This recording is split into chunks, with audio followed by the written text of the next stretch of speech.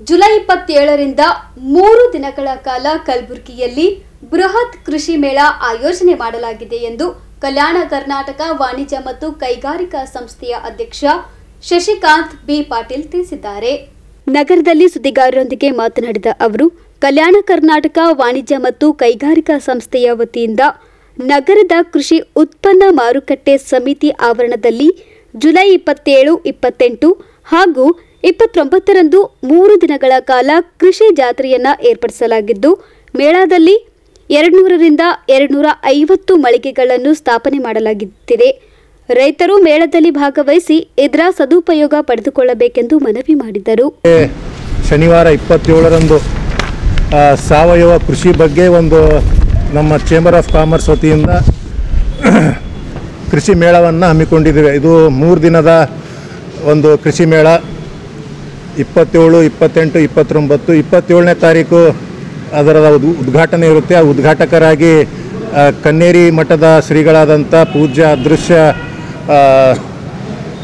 ಕಾಡಸಿದ್ದೇಶ್ವರ ಸ್ವಾಮಿಗಳು ಉದ್ಘಾಟನೆಗೆ ಬರಲಿದ್ದಾರೆ. ಹಾಗೆಯೇ ನಮ್ಮ ಜಿಲ್ಲಾ ಉಸ್ತುವಾರಿಗಳಾದಂಥ ಪ್ರಿಯಾಂಕ್ ಸಾಬ್ ಅವರು, ಖರ್ಗೆ ಅವರು, ಹಾಗೆಯೇ ಶಣ್ಪ್ರಕಾಶ್ ಪಾಟೀಲ್ ಅವರು, ಶರಣಬಸಪ್ಪ ದರ್ಶನಪುರ ಅವರು, APMC ಮಿನಿಸ್ಟರ್ ಆದಂಥ ಶಿವಾನಂದ ಪಾಟೀಲ್ ಅವರು, ಹಾಗೆಯೇ ಕೃಷಿ ಮಂತ್ರಿ ಆದಂಥ ಚಲುವರಾಯ ಸ್ವಾಮಿಗಳು, ಹಾಗೆ ನಮ್ಮ ಜಿಲ್ಲೆಯ ಎಲ್ಲ MLAಗಳು MLCಗಳು ಕೂಡ ಈ ಒಂದು ಮೊದಲನೇ ದಿನ 27ನೇ ತಾರೀಕಂದು ಉದ್ಘಾಟನೆಗೆ ಆಗಮಿಸ್ತಾ ಇದ್ದಾರೆ. ತಮ್ಮೆಲ್ಲರಿಗೂ ಗೊತ್ತಿರುವ ಹಾಗೆ ನಮ್ಮ ಚೇಂಬರ್ ಆಫ್ ಕಾಮರ್ಸು ಇದು ಮೊದಲನೇ ಬಾರಿ ಆಯೋಜನೆ ಮಾಡ್ತಾ ಇದೆ. ಇದು ನಮ್ಮ ಚೇಂಬರ್ ಕಡೆಯಿಂದ ರೈತರಿಗೆ ಆದಂಥ ಒಂದು ಸಾವಯವ ಅಂದರೆ ಆರ್ಗ್ಯಾನಿಕ್ ಫಾರ್ಮಿಂಗ್ ಬಗ್ಗೆ ಒಂದು ತಮ್ಮದೊಂದು ದೃಷ್ಟಿಯನ್ನು ಹಾಕಲಿ ಅಂತ ಹೇಳಿಬಿಟ್ಟು ಇದ್ರ ಬಗ್ಗೆ ಭಾಳಷ್ಟು ಒತ್ತು ಕೊಡ್ತಾ ಇದ್ದೀವಿ. ಯಾಕಂದರೆ ಮುಂದಿನ ಬರ್ತಕ್ಕಂಥ ದಿನಗಳಿಗೆ ತಾವೆಲ್ಲರೂ ನೋಡ್ತಾ ಇದ್ದೀರಾ ಯಾವ ರೀತಿ ಅಡ್ಡ ಪರಿಣಾಮಗಳನ್ನು ನಮ್ಮ ದೇಹದ ಮೇಲೆ ಆಗ್ತಾ ಇದೆ, ನಮ್ಮ ಹೆಲ್ತ್ ಮೇಲೆ. ಕ್ಯಾನ್ಸರ್ ಆಗಿರಲಿ, ನರ ದೌರ್ಬಲ್ಯಗಳಾಗಿರಲಿ, ಕೀಲು ನೋವು, ಏನು ಜಾಯಿಂಟ್ ಪೇನ್ ಅಂತೀವಿ, ಹೀಗೆ ಹಲವಾರು ಸಮಸ್ಯೆಗಳನ್ನು ನಾವೆಲ್ಲರೂ ಕಾಣ್ತಾ ಇದ್ದೀವಿ. ಆ ನಿಟ್ಟಿನಲ್ಲಿ ಮುಂದೆ ದಿನಗಳಲ್ಲಿ ಈ ರೀತಿ ಒಂದು ಕೃಷಿಕರು ಸಾವಯವ ಕಡೆ ಬಂದರೆ ಒಳ್ಳೆಯ ಒಂದು ಮುಂದಿನ ದಿನಗಳಲ್ಲಿ ನಮ್ಮ ಆರೋಗ್ಯಕ್ಕಾಗಿರಲಿ, ಮಣ್ಣಿನ ಗುಣಧರ್ಮಕ್ಕಾಗಿರಲಿ ಎಲ್ಲದಕ್ಕೂ ಅನುಕೂಲ ಆಗುತ್ತೆ ಅಂತ ಈ ಒಂದು ಕಾರ್ಯಕ್ರಮಗಳು ಅಂದ್ಕೊಂಡಿದ್ದೀವಿ. ಇದರಲ್ಲಿ ಸುಮಾರು 175 ಮಳಿಗೆಗಳು ಈಗಾಗಲೇ ನಿರ್ಮಾಣ ಆಗ್ತಾ ಇದೆ. ಹಾಗೆಯೇ ಎಲ್ಲ ಸಾವಯವ ಪ್ರದರ್ಶನ, ಅದಕ್ಕೆ ವ್ಯಾಲ್ಯೂ ಆ್ಯಡೆಡ್ ಏನು ಪ್ರಾಡಕ್ಟ್ಸ್ ಮಾಡಿರ್ತಾರೆ ರೈತರು, ಅದರದ್ದಾಗಿರಲಿ, ಬೀಜ ಉಪಚಾರಗಳಾಗಿರಲಿ, ಹಾಗೆಯೇ ಆಯುರ್ವೇದಿಕ್ ಮೆಡಿಸಿನಲ್ ಪ್ಲ್ಯಾಂಟ್ ಆಗಿರಲಿ, ಆಮೇಲೆ ಅರೋಮೆಟಿಕ್ ಪ್ಲ್ಯಾಂಟ್ಸ್, ಏನು ಸುಗಂಧ ದ್ರವ್ಯ ಪ್ಲ್ಯಾಂಟ್ಸ್ ಆಗಿರ್ತಾವಲ್ಲ ಅದು ಆಗಿರಲಿ, ಈ ರೀತಿ ನಾವು ಮಳಿಗೆಗಳಲ್ಲಿ ಪ್ರದರ್ಶನಕ್ಕೆ ಮಾಡ್ತಾಯಿದ್ದೀವಿ, ಅವಕಾಶ ಮಾಡ್ತಾಯಿದ್ದೀವಿ. ಅದಲ್ಲದೆ ಅಗ್ರಿಕಲ್ಚರಲ್ ಮೆಷಿನರಿ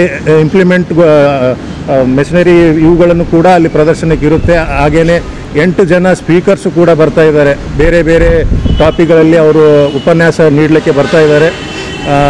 ಜೇನು ಸಾಕಾಣಿಕೆ ಆಗಿರಲಿ, ಸಾವಯವ ಗೊಬ್ಬರದಾಗಿರಲಿ, ಆಮೇಲೆ ಯಾವ ರೀತಿ ಸಾವಯವ ಮಾಡಬೇಕು. ಈಗ ಬಾಳೆ ದಿಂಡಿನಿಂದ ಒಂದು ಫ್ಯಾಬ್ರಿಕ್ ಮಾಡ್ತಾ ಇದ್ದಾರೆ ಇಲ್ಲಿ ಕೊಪ್ಪಳ ಕಿಷ್ಕಿಂದ ಹತ್ರ, ಅವರು ಕೂಡ ಬರ್ತಾ ಇದ್ದಾರೆ, ಅವರು ಕೂಡ ಉಪನ್ಯಾಸವನ್ನು ನೀಡ್ತಾ ಇದ್ದಾರೆ. ಈ ರೀತಿ ಹಲವು ಒಂದು 8 ಜನ ಸ್ಪೀಕರ್ಗಳನ್ನು ಬರ್ತಾ ಇದ್ದಾರೆ. ಹಾಗೆಯೇ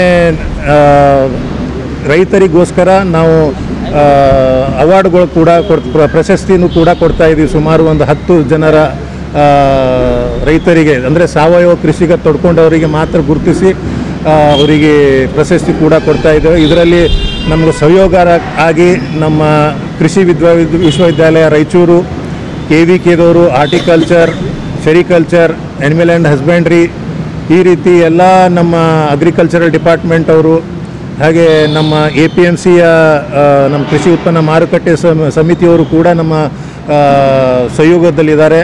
ಈ ಸಂದರ್ಭದಲ್ಲಿ ಸಂಸ್ಥೆಯ ಕಾರ್ಯದರ್ಶಿ ಮಂಜುನಾಥ್ ಜೇವರ್ಗಿ, ಕೃಷಿ ಉಪಸಮಿತಿ ಅಧ್ಯಕ್ಷ ಜಗದೀಶ್ ಗಾಜ್ರೆ ಸೇರಿದಂತೆ ಇತರರು ಉಪಸ್ಥಿತರಿದ್ದರು. Bureau report in Gulbarga news.